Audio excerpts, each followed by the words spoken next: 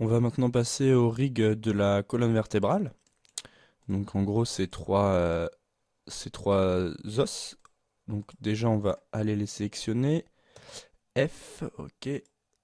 Donc oui, F, je vous rappelle, ça permet de zoomer sur la vue sur ce qu'on a sélectionné, mais c'est la même chose si on a quelque chose de sélectionné dans une vue 3D que sur l'outliner on fait F, ça nous le montre aussi dans l'outliner. Si tout est fermé, là je fais F, hop, il nous l'ouvre directement. Alors ce qu'on va faire ensuite, c'est qu'on va prendre le spin A. On va faire un CTRL D pour le dupliquer, qu'on va sortir dans Joint. Et là-dedans, on va supprimer tout, sauf JT Spin A, JT Spin B, JT Spin C. On va les rappeler JT Spin A, iKey, JT Spin B, iKey, JT Spin C, iKey. On va tout sélectionner, on va aller dans Channel Box Layer Editor. Dans le radius, on va passer à un chiffre un peu plus gros, donc pour moi, ça va être 1. Comme ça, vous voyez, on peut les sélectionner, on peut aussi sélectionner ceux à l'intérieur facilement et on peut voir à peu près ce qu'il y a.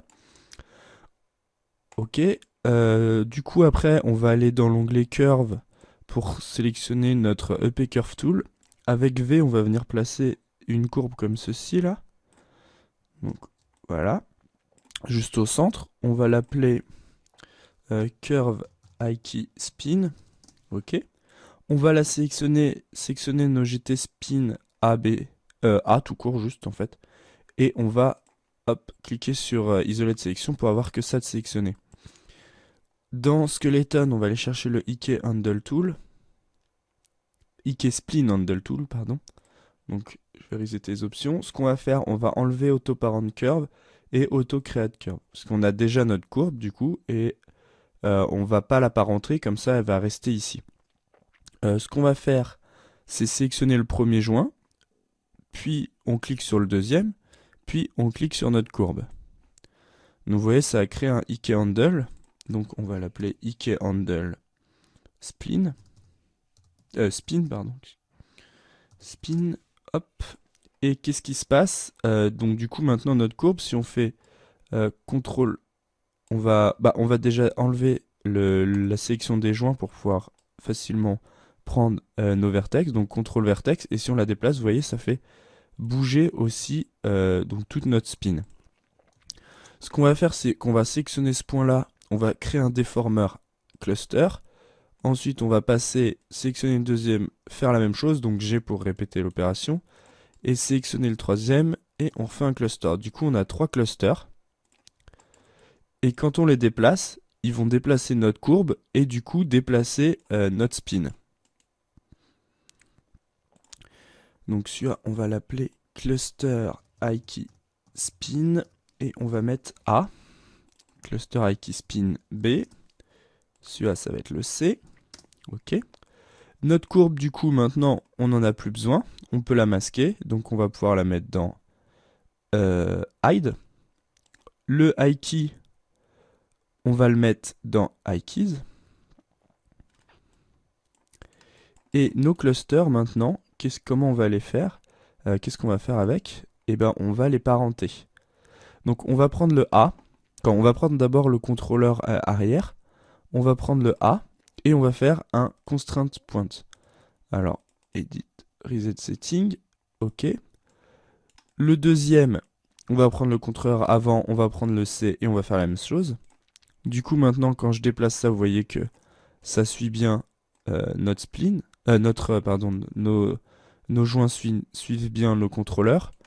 Il y a juste celui du milieu, c'est un peu bizarre, parce qu'il suit rien. Alors, comment est-ce qu'on va faire? On va sélectionner nos deux contrôleurs, le contrôleur du milieu, et on va aller dans Constrainte chercher Parent. On va remettre les options par défaut, et ça va être très bien. Comme ça, vous voyez que si je prends mon mon contrôleur, quand je le déplace, le cluster du milieu, il suit à moitié ce contrôleur et à moitié ce contrôleur. Et si on fait des rotations, c'est la même chose. Du coup, notre os du milieu suit aussi au niveau de la rotation. Donc comme ça va nous permettre de pouvoir animer l'os du milieu de façon indirecte. Donc ok, ça c'est bien nos clusters, on va pouvoir les mettre dans Hide pour les masquer. Ok, ce qui va nous rester à faire, c'est maintenant, parce que pour le moment, on a animé que ah oui, ils sont désélectionnés, donc je remets. On a animé que ces joints-là, mais pas les joints intérieurs. Alors pourquoi? En gros, c'est parce que notre Aiki, il s'occupe aussi des rotations de ces joints-là, mais nous, on veut pas que ça les prenne. On va vouloir donner la rotation de ça à l'autre, quoi, à celui à l'intérieur. Du coup, en gros, ce qu'on va faire, c'est que le JT Spin A Aiki va contrôler la position du GT Spin A. Donc on les sélectionne et on fait constrainte pointe. Donc OK. Pareil pour le B, donc G. Pareil pour le C, G. Du coup, là, si je déplace, vous voyez, ça suit très bien, c'est bon. Ça déplace tout. Et ensuite, ces contrôleurs vont modifier la rotation de nos points. Alors, je prends ce contrôleur, je vais commencer par celui arrière. Je prends le GT Spin A. Et ce qu'on va faire, on va mettre une contrainte oriente. Mais attention, comme notre joint est déjà orienté, donc si je reset, normalement le main offset il n'est pas sélectionné. Mais là, comme notre joint a déjà une orientation qui n'est pas la même que notre contrôleur, on va prendre le main offset et on va l'activer. Du coup, quand je déplace, quand je tourne, ça tourne bien tout le reste. Je vais faire la même chose avec ce contrôleur sur le C. Et pour celui du milieu, on va faire comme tout à l'heure. On va prendre donc les deux contrôleurs et on va prendre le B et on va faire un constrainte oriente avec un main offset aussi. Du coup, ça va prendre la moitié des deux. Hop.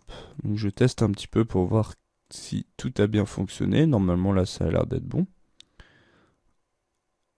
Vous voyez, si je fais ma rotation comme ceci, l'os du milieu, il vient se remettre pour essayer de... la colonne vertébrale, voilà, elle bouge comme il faut.